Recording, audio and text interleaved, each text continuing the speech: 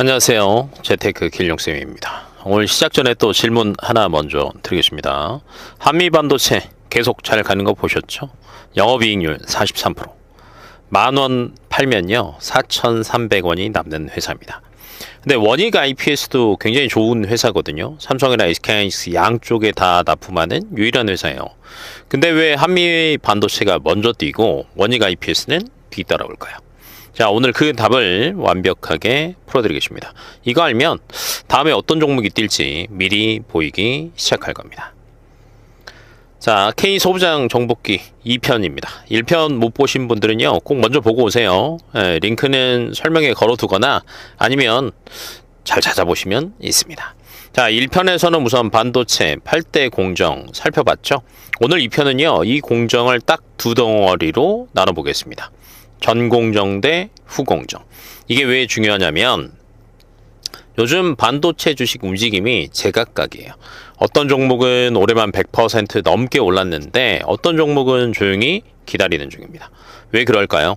반도체 전공정이냐 후공정이냐 차이 때문에 그러니까요. 오늘 이거 완벽히 이해하시면 앞으로는 조금 편하게 보이실 겁니다. 그리고 시작 전에 구독과 알림 설정 꼭 눌러주십시오. 12편 시리즈니까 다음 편 놓치시면 안 됩니다. 자, 본격적으로 설명하겠습니다. 자, 1편에서 제가 뭐라고 말씀드렸냐면 반도체 만드는 건 100층 아파트 짓기랑 같다라고 했습니다. 자, 오늘은 그 비유를 더 깊게 한번 풀어보겠습니다. 100층 아파트를 짓는다고 생각을 한번 해보세요. 자, 1층부터 95층까지는 골조공사예요. 철근 세우고 벽 만들고 창문 달아요. 96층부터 100층까지는 인테리어입니다. 바닥 깔고 도배하고 가구 넣어요.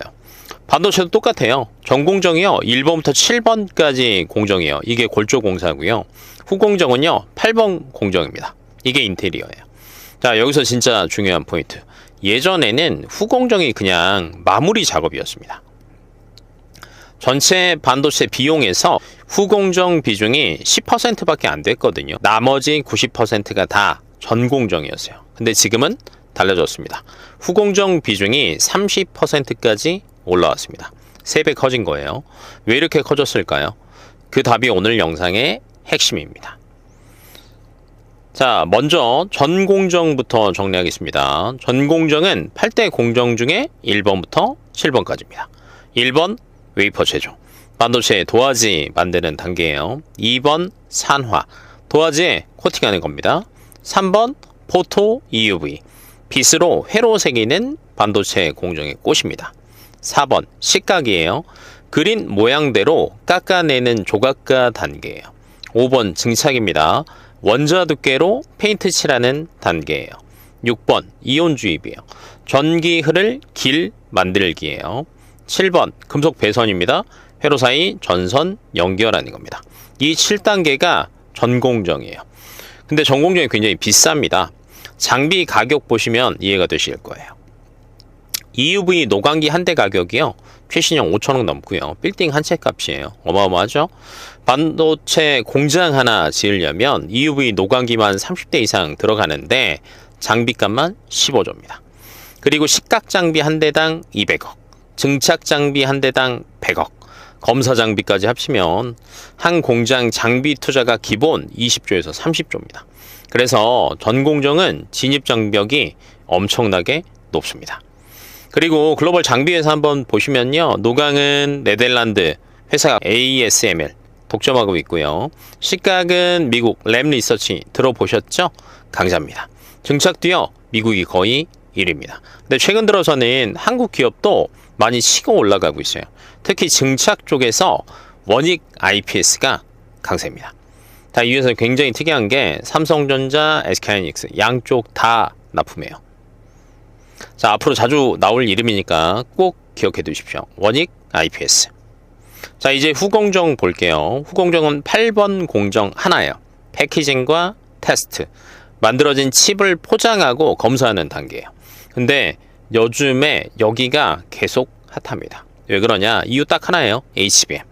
자, HBM이 뭐냐라고 하시는 분들을 위해서 잠깐 또 설명하자면 그냥 우리말로 고대역폭 메모리. 기존 메모리랑 좀 다릅니다. 뭐가 다르냐면 기존 메모리는요, 평평한 한 장이에요. 회로를 평면에 깔아놓는 구조입니다. 근데 HBM은 좀 달라요. D램을 위로 차곡차곡 쌓아 올립니다. 자, 현재 주력은요 12층이에요. 근데 올해부터는 16층짜리도 나옵니다. 자, 이거 쌓는 게 근데 진짜 어렵습니다. 우선은 종이 12장 일직선으로 완벽하게 쌓는 것도 굉장히 어렵잖아요. 그런데 손톱보다 작은 메모리 12장을요 머리카락 10분의 1 두께 오차 이내로 쌓아야 됩니다. 만약에 한 층이라도 삐뚤어진다? 전체를 버려야 돼요. 그러니까 그만큼 정밀도가 극악입니다. 자, 그런데 이 12층을 쌓는 기계가 있어요. 이걸 TC 본더라고 얘기하는데 지금 TC 본더 글로벌 1위가 한미반도체입니다. 거의 독점이에요. 올해 4월 기준 글로벌 시장 점유율 70% 이상입니다. 그러다 보니까 영업이익률이 40%가 넘어가는 거예요. 그러니까 굉장히 큰 숫자입니다. 왜냐면 일반적으로 제조업 영업이익률이 10% 미만이거든요. 그러니까 보통 10,000원 팔면 한 500원에서 1,000원 남아요. 근데 한미반도체는 10,000원 팔면 4,300원 이상 남는 겁니다. 자, HBM 이야기를 조금 더 이야기를 한번 해볼게요. 왜 이렇게 비싸고 귀할까요? 엔비디아 AI 가속기 H100을 한번 보신다라고 하면 한 대 가격이 5천만 원이 넘습니다. 근데 이 안에 HBM이 몇 개 들어가냐면 8개 들어가요. HBM 하나당 몇백만 원이거든요. 근데 이게 지금 최근 들어서 AI 시대 핵심 부품으로 자리를 잡고 있죠. 예, 그러다 보니까 오픈 AI, 구글, 메타, 아마존 이런 회사들이 서버 수십만 대 들어 놓으려고 어마어마하게 경쟁 중입니다. 서버 한 대마다 HBM 8개씩 들어가요. 당연히 HBM 수요가 늘어나겠죠. 예, SK 하이닉스가 거의 독점하던 걸 삼성전자 열심히 따라붙고 있습니다. 근데 HBM 잘 만들려면 TC본도 필요해요.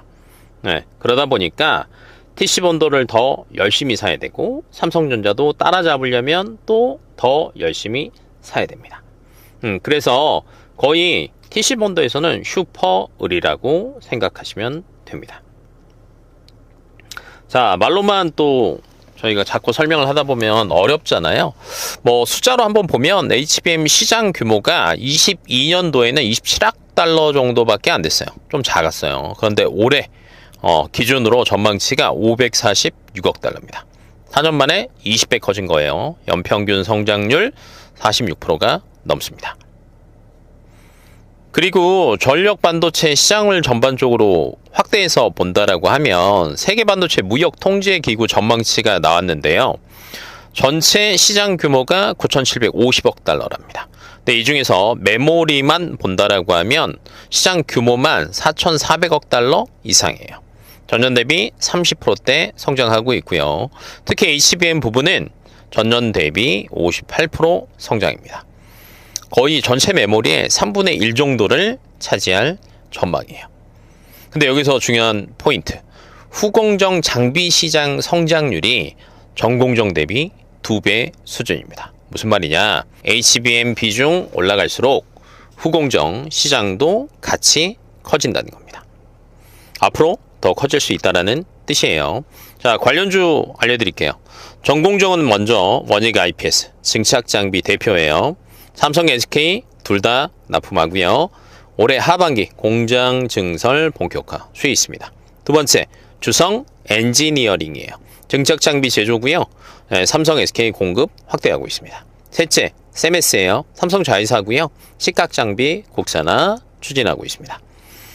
전공정 기업들이요, 일반적으로 조금 조용해요. 하지만 올해 하반기나 내년 넘어가면 정말 빛을 보지 않을까 생각합니다. 왜냐하면 삼성 평택 5공장이랑 SK 하이닉스 용인 클러스터 때문에 두 공장 본격 가동되면 엄청난 전공정 발주 일어납니다.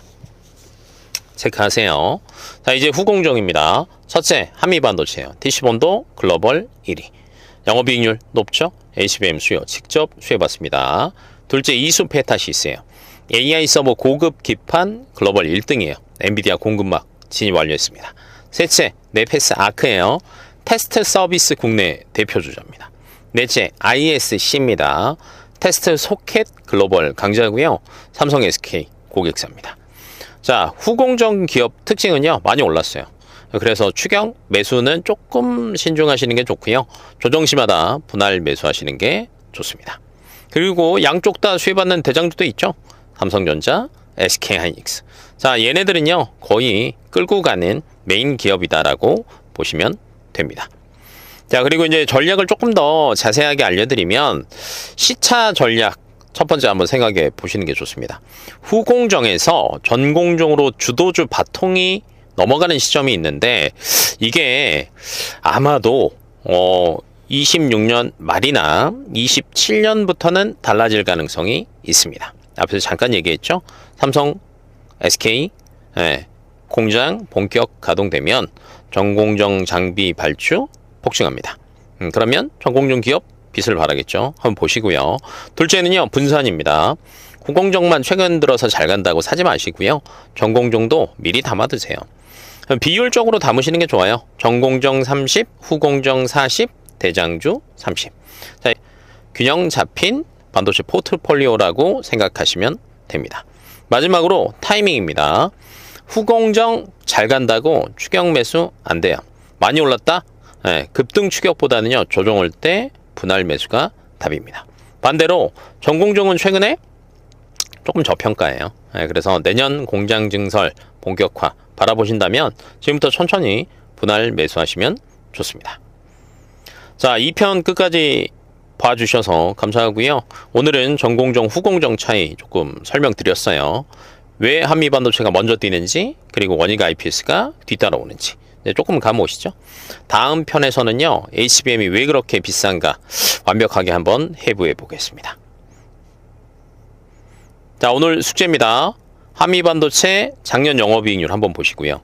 두 번째, 원익 IPS 올해 수주 현황 뉴스 검색 한번 해보세요. 그리고 HBM4 양산 일정 체크하시고, 이렇게 오늘 숙제입니다. 영상 도움되셨다면 좋아요, 구독, 알림 설정 꼭 부탁드리겠습니다. 왜냐? 그래야 다음 편 안 놓칩니다. 공부가 쌓이면 계좌 앞자리가 바뀝니다.